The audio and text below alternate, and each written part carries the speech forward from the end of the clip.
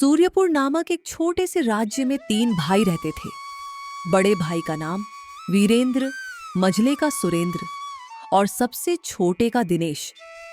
पिता की मृत्यु हो चुकी थी। तीनों की शादी हो चुकी थी। पिता के जाने के बाद आज तीनों भाई पैतृक संपत्ति का बंटवारा करने बैठे थे। वीरेंद्र ने गंभीर स्वर में कहा, मैं सबसे बड़ा हूँ, इसलिए बंटवारे का फैसला मैं ही करूँगा। क्या तुम दोनों को मंजूर है? सुरेंद्र ने तुरंत हामी भरी। भैया, आप जो कहेंगे वही सिर माथे। आप हमारे लिए पिता तुल्य है। दिनेश ने भी विनम्रता से कहा, भैया, आप दोनों मेरे बड़े हैं। मैं आपकी बात मान लूंगा। पिताजी के बाद आप ही मेरे सहारे हो। फिर बंटवारा शुरू हुआ। सबसे पहले खेतों का बंटवारा।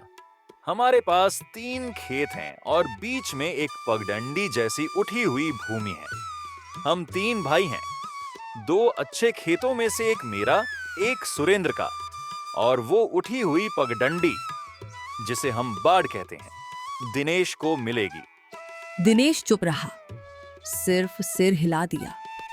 सुरेंद्र ने तारीफ की। बहुत उचित फैसला भैया। अब बारी पेड़ की। पिता ने लगाया हुआ एक पुराना पीपल का पेड़। उसमें 3 मुख्य शाखाएं थीं। वीरेंद्र बोला, 2 बड़ी शाखाएं मेरी और सुरेंद्र की, और जड़ के पास की छोटी सी कमजोर शाखा दिनेश की। जड़ तो बस जड़ है, उससे क्या होगा?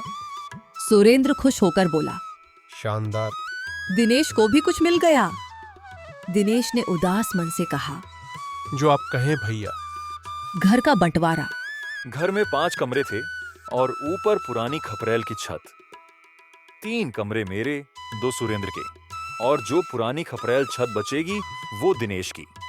दिनेश का दिल टूट गया, लेकिन बोला कुछ नहीं।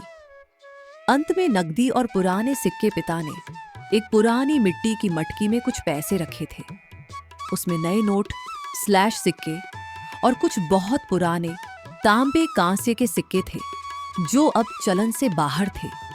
वीरेंद्र ने कहा, सारे नए सिक्के और नोट हम दोनों, मैं और सुरेंद्र के, और ये 4 पुराने बेकार सिक्के दिनेश के। दिनेश ने चुपचाप 4 सिक्के ले लिए। फिर वीरेंद्र ने सख्ती से कहा, अब घर हम दोनों का हुआ। तुम्हारा हिस्सा तो छत है, उसी में रहो, अंदर मत आना। दिनेश की पत्नी राधा रो पड़ी। दोनों को घर से निकाल दिया गया। वे गांव के बाहर एक तालाब किनारे झोपड़ी बनाकर रहने लगे।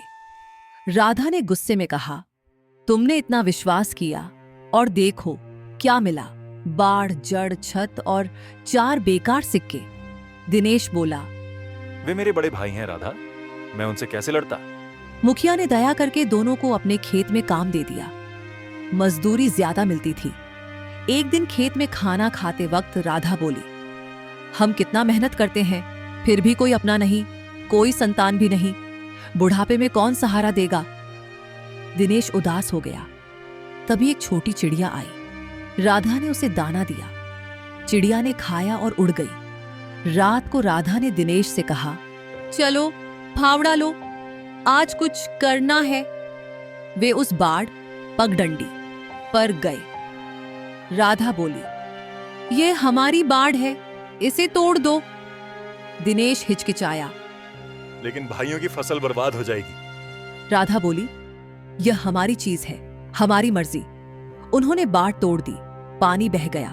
दोनों बड़े भाइयों की फसल सूख गई। अगले दिन बड़े भाई रोते हुए घर आए। पत्नियों ने सांत्वना दी, कोई बात नहीं, आम का पेड़ तो बचा है, कुछ दिन में फल आएंगे, बेचकर पैसे मिलेंगे। रात को राधा और दिनेश कुल्हाड़ी लेकर पेड़ के पास गए। हमारा हिस्सा तो जड़ है, जड़ हम काटें या रखें, हमारी मर्जी। उन्होंने पूरा पेड़ काट दिया। सुबह बड़े भाई पेड़ गिरा देखकर आए। दिनेश राधा को पकड़ लिया। अब तुझे सजा मिलेगी, राजा के पास ले चलेंगे। वे दोनों को बांधकर रख दिया। अगले दिन राजा के दरबार में ले गए। राजा ने पूरी कहानी सुनी। दिनेश, राधा ने भी अपना दुख बताया। राजा ने पूछा, क्या सबूत है कि बंटवारा अन्यायपूर्ण था? महाराज, मैंने सब देखा सुना। बड़े भाइयों ने लालच में छोटे को सिर्फ बेकार चीजें दी और घर से निकाल दिया। राजा ने सोचा और फैसला सुनाया। बड़े भाइयों का लालच साफ दिखता है। संपत्ति 3 बराबर हिस्सों में बांटी जाए। दिनेश को उसका पूरा हक मिले। बड़े भाई अपनी गलती के लिए माफी मांगे और दिनेश को घर वापस आने दें। वीरेंद्र और सुरेंद्र को शर्मिंदगी हुई। उन्होंने माफी मांगी। दिनेश ने माफ कर दिया। तीनों भाई फिर से साथ रहने लगे। लेकिन अब बंटवारा बराबर हुआ।